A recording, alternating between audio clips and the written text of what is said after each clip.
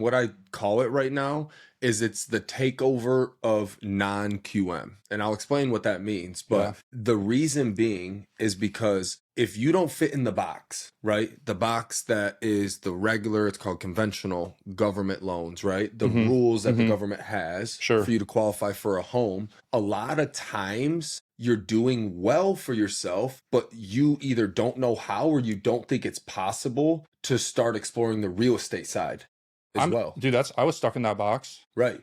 Yeah. Well, because there's no education on it. Yeah. The thing.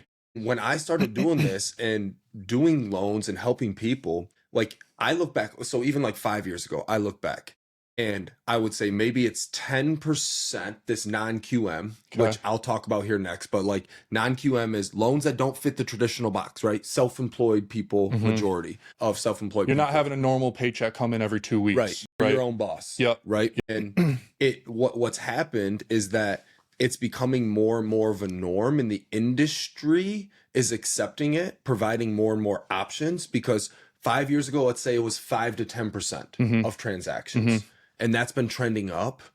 And then if you look at last year, it was like almost 35-40% of transactions. I look at this year for me, and it's because of our friends group, For sure. right? But it's almost every other transaction. It's the loan we did last week on the house we just bought up north. Amen. Yeah, exactly.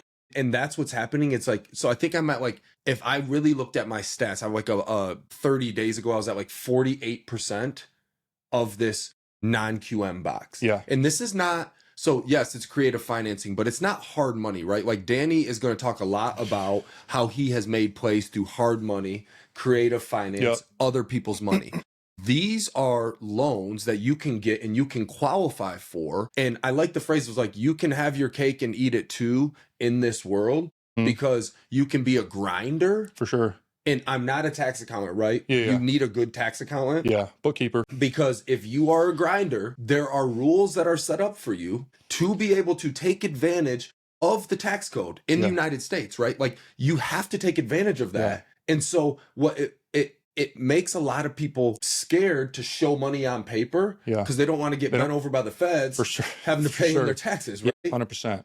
So that's where this non-QM box comes in. And I think even this loan program in specific, like I love it because I think it allows people to push standards in our society. Yeah, amen. Find new ways to make money.